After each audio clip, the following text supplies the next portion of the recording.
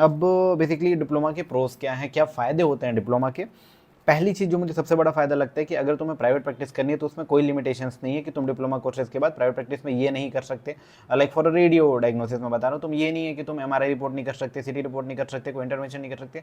तो डिप्लोमा के बाद भी तुम्हारी प्राइवेट प्रैक्टिस में सेम जो होती है तुम्हें छूट होती है, जो कि तुम्हारी एमडी के बाद होती है। तो तुम्हारी स्किल बहुत मैटर करती है कि तुमने उस 2 साल में क्या सीखा है। अगर तुम इतने परफेक्ट बन गए हो एनेस्थीसिया में, ऑप्थेल में, जिस भी चीज़ में कि भाई तुम इंडिपेंडेंटली प्रैक्टिस कर सकते हो, तो डेफिनेटली तुम बाहर जाकर प्रैक्टिस कर सकते हो, कोई तुम्हें रोकने टोकने वाली इस चीज़ में नहीं है। और क्या क्या फ़ायदे होते हैं। पहली चीज़ देखो, कोई भी डिप्लोमा कोर्स शॉर्टर ड्यूरेशन का होता है, विच इज़ अराउंड 2 ईयर्स।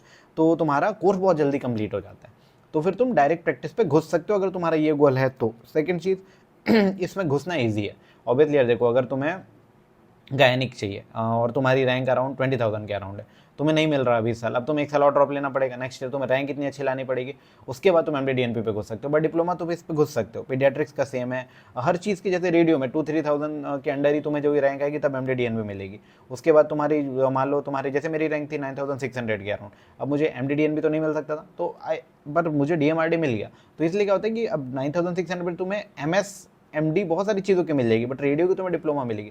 तो हर ब्रांच जिस रैंक पे जाती है उसके 5-10 हज़ार पीछे डिप्लोमा रैंक पे जाती है। तो तुम्हें घुसना जो है इस पर थोड़ा ईजी है एज़ कम्पेयर टू एमडी। तुम्हारी 1 साल जो होते हैं तुम्हारे जो वेस्ट होने वाले हैं वो बच जाते हैं। थर्ड चीज़ यार, एनएमसी से रिकॉग्नाइज्ड है, तो ऐसा कुछ नहीं है कि तुम एक ही स्टेट में तुमने किया तो दूसरे स्टेट में तुम प्रैक्टिस नहीं कर सकते। तुम इंडिया में कहीं पर भी इसमें प्रैक्टिस कर सकते हो। मोस्ट ऑफ द प्लेसेस में बॉन्ड नहीं है। एनबी डिप्लोमा अगर तुम कर रहे हो तो बॉन्ड वाला सिस्टम बहुत रेयर जगह ही अप्लाई होता है, तो ये बहुत अच्छी चीज़ है। सेकेंडरी दूसरी चीज़ ये है कि तुम पीडी सेट में एलिजिबल हो, सेकेंडरी डीएनबी कर सकते हो। अगर तुम इक्विवेलेंट होना एमडी डीएनबी के तो बिल्कुल वो चीज़ कर सकते हो। तो मैं जो बात कर रहा था कि भाई हमने डिप्लोमा करी, डिप्लोमा के बाद भाई अपन या तो प्रैक्टिस स्टार्ट कर सकते हैं या तो अपन सेकेंडरी डीएनबी कर सकते हैं। एक और ऑप्शन जो होता है वो होता है फेलोशिप का। जैसे बाई चांस तुम्हें लग रहा है कि यार जैसे रेडियो के बारे में बात कर लेते हो, तुमने वहाँ पे यूएसडी सीख ली, अभी अब तुम्हें चाहिए कि यार मुझे थोड़ा एएनसी का यूएसडी थोड़ा मुझे डाउटफुल है, तो तुमने उसकी फेलोशिप कर ली 6 महीने की या फिर 1 साल की। ऐसे बहुत सारे फेलोशिप आते हैं, इंटरवेंशन की फेलोशिप आती है, बहुत सारे फेलोशिप आते हैं। हर चीज़ में तुम्हें पेमेंट नहीं मिलती, कहीं कहीं तुम्हें पैसे देने पड़ते हैं, बट तुम फेलोशिप भी कर सकते हो सेकेंडरी डीएनबी करने की बजाय। अब तुम अगर सेकेंडरी डीएनबी करना चाह रहे हो, तुमने पीडी सेट का एग्जाम दिया, तुम्हारी काउंसलिंग हुई, सेकेंड ईयर में तुम घुस गए, ये सारा प्रोसेस तुम्हारे पास होने के बाद करते करते तुम्हारे 6 महीने लगभग चले जाते हैं। मैं ड्यूरेशन भी साथ साथ इसलिए बता जा रहा हूँ क्योंकि इंपॉर्टेंट है। सिर्फ 2 साल ऐसा काउंट करके 4 साल बोल देते हैं, ऐसा नहीं होता। बीच के 6 महीने तुम्हारी ये सारी चीज़ों में चले जाएंगे जिसमें तुम सेकेंड ईयर में घुस जाओगे। अब सेकेंड ईयर भी होता है 2 साल का, ना कि 3 साल का। तो अभी ये 2 साल तुमने डिप्लोमा करी, बीच के 6 महीने इसमें गए, अब 2 साल तुम्हारे सेकेंड ईयर हो गए जिसमें तुम थीसिस बनाओगे। इसके अलावा फिर से तुम्हारे थ्योरी एग्जाम वैसे ही होंगे और डिफरेंट सिटी, फिर से तुम्हारे practical exam other state, same सब चीज़ सारी चीज़ें वैसी ही होंगी। पास होना इसमें भी थोड़ा ऑब्वियसली थोड़ा टफ होता है, वो चीज़ें मैं बताऊंगा। बाकी अब तुम इक्विवेलेंट हो जाओगे किसी भी एमडी या डीएनबी के। तो ओवरऑल अगर अपन कोर्स ड्यूरेशन देखें तो ये हो जाता है लगभग 4.5 से 5 साल का। एग्जैक्टली मैं बता रहा हूँ, 4 साल का लगता है, बट जब सब कंप्लीट होता है ना, जब तक तुम्हारी डिग्री आती है सब होता है, तो 4.5 से 5 साल। तो मान लो अगर तुम सेकेंडरी डीएनबी करते हो तो सिर्फ डिप्लोमा करके प्रैक्टिस करते हो, 2 साल में एग्जैक्टली तुम फ्री हो जाते हो और तुम सीधा क्योंकि इस बार अब क्या है कि जो एनबी है वो एकदम time to time exam conduct कराता है, तो ऐसा कोई डाउटफुल नहीं है कि तुम्हारे रिजल्ट्स नहीं आएंगे, ये नहीं होगा वो नहीं होगा, तुम डायरेक्टली जा सकते हो।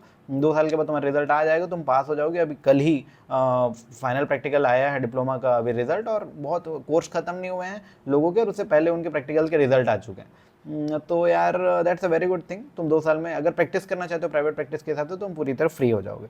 एक रफ मैं कंपैरिजन बता रहा हूँ एमडी के हिसाब से। अगर तुम किसी अदर ब्रांच में जिसमें तुम्हें उतना पसंद नहीं था बट स्टिल तुम कॉम्प्रोमाइज करके एमडी में जाते हो, और कहीं पे बॉन्ड है 2-3 साल का, मान लो अगर बॉन्ड नहीं है तो MD is 3 year course only और तुम डायरेक्ट प्रैक्टिस करोगे। बट कहीं बॉन्ड है अदर स्टेट में, जैसे कि वेस्ट बंगाल 3 ईयर, और कहीं पे 2 साल है, छत्तीसगढ़ में 2 साल है, तो तुम जब 3 साल का कोर्स करके 2 साल का बॉन्ड करते हो तो इट्स ऑलमोस्ट 5 ईयर्स। ऑब्वियसली उस 2 साल में तुम्हें एग्जाम नहीं देना होता लास्ट के, लेकिन तुम जब अपनी प्राइवेट प्रैक्टिस भाई अपनी सिटी चूज करके अपने नए जगह करने के लिए जब तुम जाते हो, तो तुम 5 साल वहाँ पे भी खत्म हो जाते हैं। तो कहीं ना कहीं तुम मतलब इस चीज़ को कंसिडर कर सकते हो कि भाई 4 ईयर्स ऑलमोस्ट इसमें भी जा रहे हैं और 4.5 5 ईयर्स। बट पढ़ाई जो करनी पड़ेगी सेकेंड ईयर में, थीसिस वगैरह जो उस एज में करनी पड़ेगी, वो अलग चीज़ है। मैं बिल्कुल कंपेयर नहीं कर रहा, बट एक रफ आइडिया दे रहा हूँ कि तुम क्यों ये बॉन्ड को कंसिडर करना चाहिए। कहाँ बॉन्ड है वहाँ पे तुम्हारे साल वेस्ट होते हैं।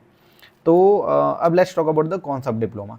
मैं एक लाइन में बोलूँगा यार, गवर्नमेंट जॉब्स, अभी भी गवर्नमेंट जॉब्स में एमडी को ही प्रायोरिटी दी जाती है, डीएनबी की के कंपैरिजन में, फिर एमडी डीएनबी इक्विवेलेंट, देन फिर डिप्लोमा को जो होता है लिया जाता है। तुम अगर टायर 1 सिटीज़ वगैरह में तुम चाह रहे हो कि भाई सीधा वहाँ के मेडिकल कॉलेजेस में या फिर ऐसे एम्स वगैरह में तुम डायरेक्टली अप्लाई करना चाह रहे हो, तो एचआरशिप के लिए तुम्हें कंसिडर नहीं किया जाता स्टार्टिंग में। दूसरी चीज़ यार कि अभी देखो रिसेंट में अभी एनएमसी की एक गाइडलाइन आई है जिसमें उन्होंने ये बोला है कि अगर आपने डिप्लोमा किया हुआ है कोर्स और उसके बाद आपने 6 साल एसआरशिप कर ली है कहीं पे, तो फिर तुम्हें असिस्टेंट प्रोफेसर के लिए तुम मतलब वो पीडीएफ में इंक्लूड कर दूंगा, इसमें मैं डालना भूल गया, बट तुम उसके लिए फिर एलिजिबल हो। मैं ये नहीं बोल रहा कि ये चीज़ें मना है, बट अभी भी उस चीज़ को अप्लाई होने में थोड़ा टाइम है। कई लोग एसआर में डायरेक्ट तुमको लेंगे नहीं, तुम्हें जेआर में ही ज्वाइन करना पड़ेगा। तो गवर्नमेंट इंस्टीट्यूट में अगर तुम्हारा मन है ना, जैसे कि तुम्हारा ऐसा मन है कि भाई नहीं मैं यहाँ का असिस्टेंट प्रोफेसर बनूँ, फिर एसोसिएट प्रोफेसर बनूँ, फिर एचओडी बनूँ, तो इस चीज़ के लिए यार तुम्हारा डिप्लोमा कहीं ना कहीं तुम्हें हमेशा इन्फीरियर फील कराएगा। दूसरी चीज़, तुम टायर 1 सिटीज़ में कॉर्पोरेट हॉस्पिटल्स में भी अगर तुम जा रहे हो तो एमडी डीएनबी को हमेशा तुमसे सैलरी ऊपर देने के चांसेस हैं, अगर तुम्हारी स्किल्स अच्छी तो भी।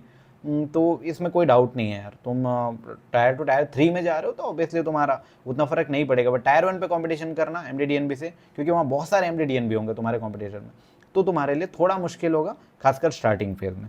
और कोई चीज़ इसमें जो छूट गई वही है कि यार पासिंग द एग्जाम से स्टफर। अगर तुम्हें लग रहा है कि यार डिप्लोमा कोर्स है इजीली पास हो जाते हैं, तो ऐसा नहीं है। तुम्हें पूरा कोर्स पढ़ना पड़ता है जो कि डीएनबी वाले पढ़ते हैं। दूसरी चीज़ कि जो एग्ज़ाम होते हैं, क्योंकि तुम्हारे लोकल इंस्टीट्यूट में नहीं होते, एमडीएमएस में क्या होता है कि तुम्हारे इंस्टीट्यूट में ही एग्ज़ाम होता है, एक्सटर्नल आता है। अगर तुम्हारी एचओडी से तुम्हारी बहुत अच्छी बनती है, तुम्हारे कंसल्टेंट तुमसे खुश हैं, तो कहीं ना कहीं तुम्हारे पास होने के चांसेस काफ़ी ज़्यादा होते हैं। इसमें क्या होता है, तुम्हारा एग्जाम प्रैक्टिकल एग्जाम एक रैंडम स्टेट में होता है, रैंडम इंस्टीट्यूट में, जो तुम्हें उसी टाइम पता चलता है 10 दिन पहले। अब तुम जब जाते हो तो तुम्हें वो तुम्हारी 2 साल में तुम्हारी क्या मेहनत है उससे कोई फर्क नहीं पड़ता, तुम्हारी कितनी नॉलेज है, तुमने क्या सीखा है, उसी से सिर्फ फर्क पड़ता है। तो एक फ़ायदा इसका ये बोल सकते हो कि एमडी में क्या होता है, अगर तुम्हारी एचओडी से लड़ाई हो गई, तुम्हारी कुछ ऐसी कोई तुमने ऑफेंड कर दिया किसी बंदे को, एचओडी को, किसी कंसल्टेंट को, तो हमेशा तुम्हें फेल करने पे आ जाता है। गर्ल्स को बहुत सारी मतलब फिजिकल हरासमेंट का भी सामना करना पड़ता है। ऐसी बहुत सारी चीज़ें एमडी में होती हैं।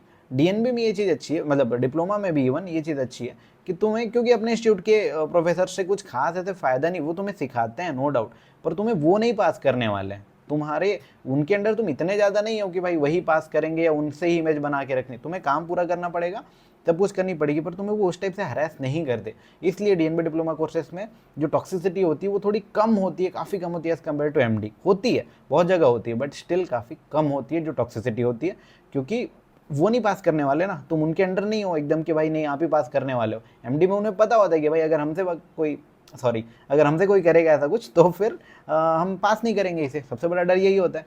तो ये चीज़ तुम्हारे लिए एक फ़ायदे की भी बात भी बोल सकते हो और एक लॉस की बात भी बोल सकते हो कि इमेज अगर तुम बना के रखते हो तो एमडी में पास हो सकते हो, इसमें उस चीज़ का कोई फ़र्क नहीं पड़ता। तो ये चीज़ें तुम्हें कंसिडर करनी चाहिए। तो यार अगर तुमने ये वीडियो पूरी देखी, इसका मतलब तुम्हें कहीं ना कहीं डिप्लोमा के रिगार्डिंग कंफ्यूजन है। ये उस वीडियो का सिर्फ छोटा सा पार्ट था जो मैंने फुल एक वीडियो बनाई है लगभग 20-25 मिनट्स की, जिसमें मैंने सारे एस्पेक्ट्स कवर किए।